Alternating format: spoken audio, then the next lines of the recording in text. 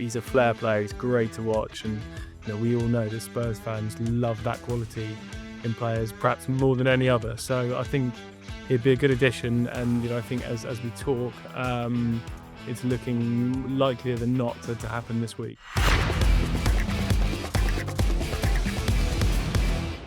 Hello and welcome back to this bonus update from Inside Spurs. My name's Sonny Snelling, and today I'm joined by the Athletic's Deputy News Editor, Dan Kilpatrick. How are you doing today, Dan? I'm very well, thanks, Sonny. Yeah, how are you?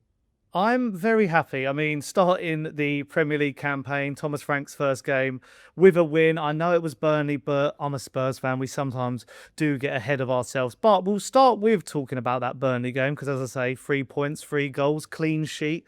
Clean sheet, something we didn't see much of last season. But just want to get your overall thoughts. And I will start with Richarlison because I don't know what's happened to him, but he has come into this campaign with all guns blazing.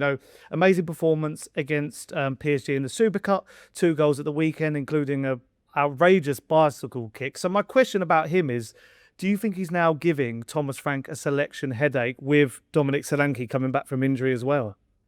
Yeah, I think he is. And I think the really impressive thing about Richarlison is we've seen 2 really good performances from him under Frank, but they've been really different performances. Like the PSG game, he was kind of an attritional centre forward. It was a bit like what we saw from him in the Europa League run last season, where he was kind of doing the dirty work up front, like winning fouls, holding up the ball, being really niggly, being a nightmare to play against, running the channels, pressing, all that kind of stuff.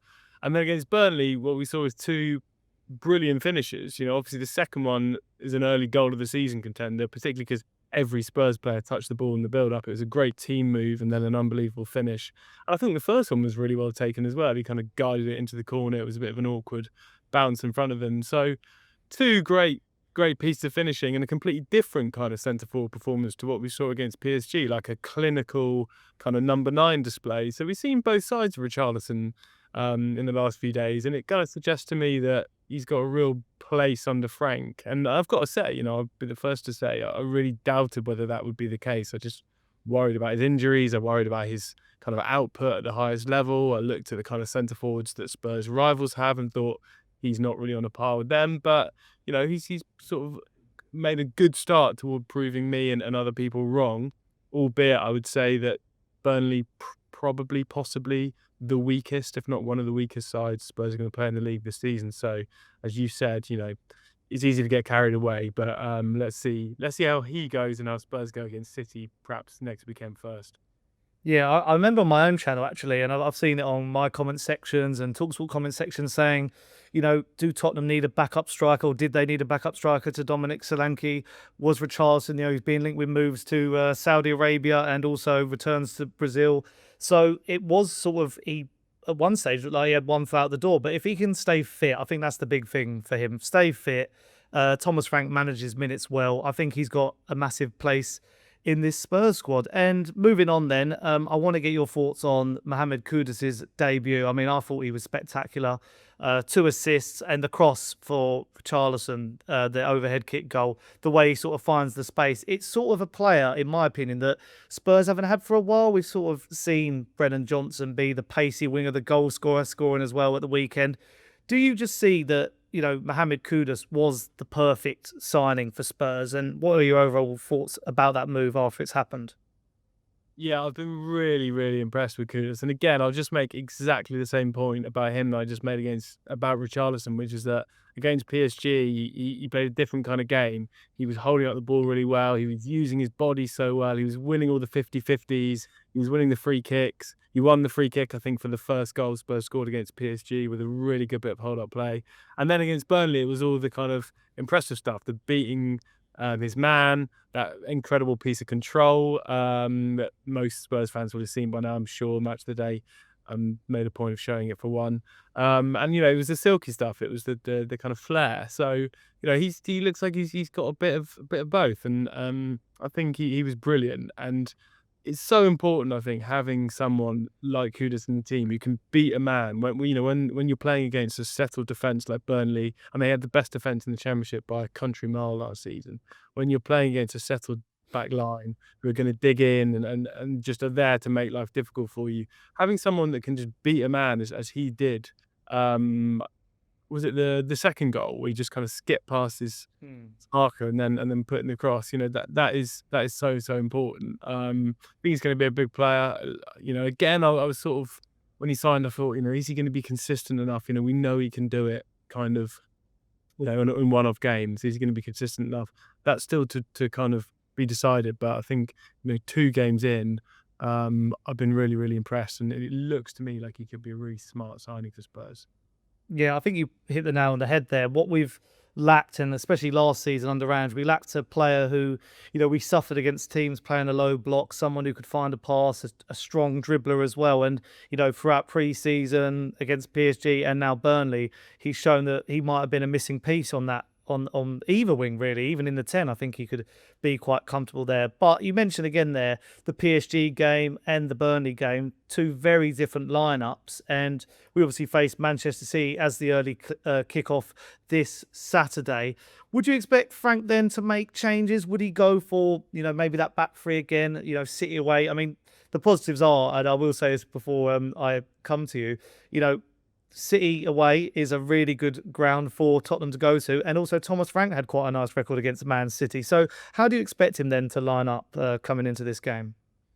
Yeah, I think you're right. I think he'll go back to the back 3, and I don't want to turn this into a sort of referendum on Ange because we had enough of those last season. But I mean, it is refreshing to already 2 games in, have a manager who's come up with 2 completely different plans and completely different lineups for 2 completely different oppositions. And, fair to say, I think that was lacking at Spurs last season, and for the last 2 seasons. So that's been really encouraging. And I do think the biggest strength of Frank and Frank Spurs really is going to be the flexibility, the willingness to adapt, to look at what's in front of you, to look at what you've got, maybe look at the situation, the circumstances around the game, the injury situation of you and the opponent, all the kind of factors, and then pick a team accordingly. And we've seen that. And so, yeah, I think City on Saturday lunchtime, they've got a great record there. They can go there, I think, having taken confidence from the way they played against PSG and set up in a similar way. The back 3, playing on the break. That's always been really profitable against City, and they've kind of shown they've got the players to do that, who can hold the ball up in the final third in Kudus and Richarlison. So yeah, I'm kind of looking forward to another completely changed Spurs approach and changed Spurs team this weekend. Yeah, and I think it'll be a really good test for this Spurs team to play another top team in a competitive game. And obviously Manchester City had such a good result against Wolves. They're frightening, especially in that midfield with Reinders making his debut. But now the question that all the viewers and Spurs fans have all been waiting for, and it's about transfers. And I've got to start with the elephant in the room. And I'm just going to say this question as it is. What is the latest on Eberechi Eze? Yeah, I mean, my understanding, through kind of athletic colleagues really, is that is ongoing. Spurs are still talking to Palace. They're still pushing for him. I don't know exactly where they're at, as we talk. But I think it does feel like it's one that's probably going to happen. That could be famous last words, but obviously Spurs' need in that position is massive. A few weeks ago, we were looking at a season where Spurs would have both Maddison and Gibbs-White in the squad. And now we're looking at a Spurs squad that's got neither probably for most of the season. We don't quite know when Maddison's going to be back, but he probably isn't going to be back to his best until the season after this one. So, they have got a problem there. And I think obviously Sarr filled in very well in pre-season and did well against Burnley. And you mentioned Kudus potentially playing the 10, and that's something I'd be interested to see. But I think, the biggest concern at the moment, for me anyway, is the lack of creative quality, the lack of a creative passer in the middle of the pitch. And I think Eze would kind of immediately solve that problem. He feels also very Spurs to me. Like he's, I mentioned that word again, flair. He's a flair player. He's great to watch, and we all know that Spurs fans love that quality in players, perhaps more than any other. So I think he'd be a good addition, and I think as we talk, it's looking likelier than not to happen this week. Yeah, I like you putting your neck out on the line there, because I'll be honest, I did the same on talkSPORT the other week about Morgan Gibbs-White, and we all know how that ended. So I've become a bit of a jinx, I think, when it comes to some of these signings. But you say there, I mean, loads of Tottenham fans like myself, always refreshing Twitter timelines and keeping up to date with talkSPORT on air and, online to see like what is going on with this transfer. And, yesterday he did play for Crystal Palace against Chelsea. Fabio Paratici was reportedly at Stamford Bridge.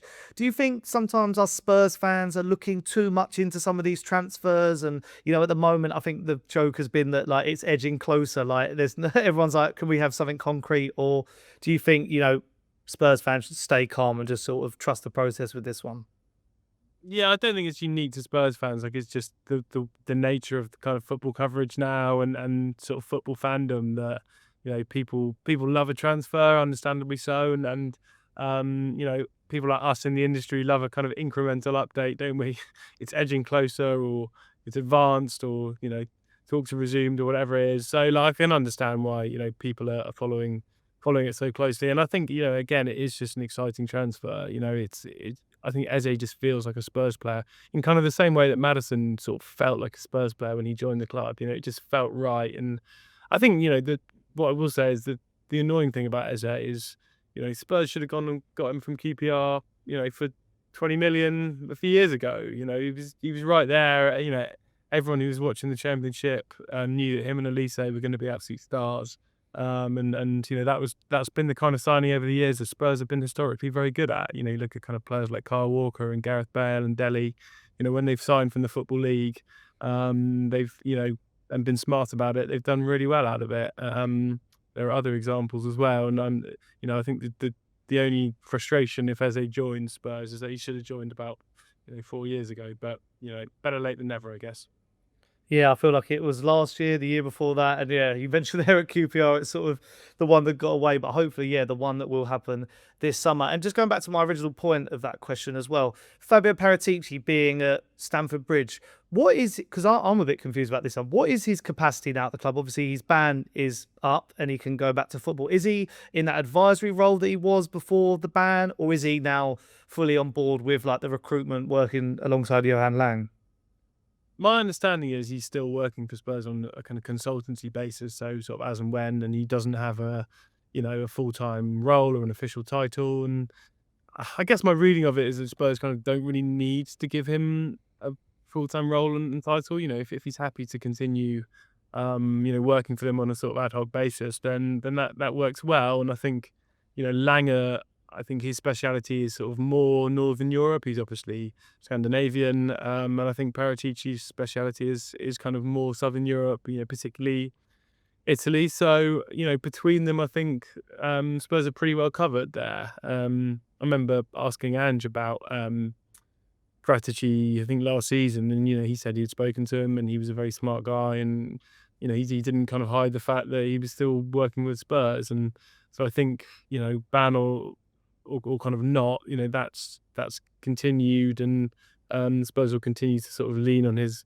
expertise and experience as long as he's not with another club, and that's sort of an arrangement I think that seems to suit all parties pretty well. Are there any other deals that are close? Obviously, we've seen the Savinho updates over the weekend, which have been, Pep said he was injured. Then he takes a picture of himself in the gym. So a bit cryptic there. And City look like they want a nice hefty fee for him. And I've also seen the other rumour is Piero Hincapi from Bayer Leverkusen. Is there any truth in that one as well? Hincapi's not one I've heard, but I did hear his name either in January or possibly last summer, so I know there's historic links there. I believe that Spurs were interested in him at the time, but ended up possibly with Danso or Van der Ven. I have to check when that rumor was, but I remember hearing his name. I haven't heard him in connection this summer, I have to say. And then Savinho, I think that is another one that's kind of ongoing. And as you said, City obviously want big money for him, but I think their policy, or Pep's policy, is always that if a player wants to leave, he can. You wonder if Savinho is looking at the World Cup and thinking, I want to be playing every week. That's not going to happen at City. It might happen at Spurs. And then there's the Rodrigo factor as well. I think obviously City have been linked with Rodrigo.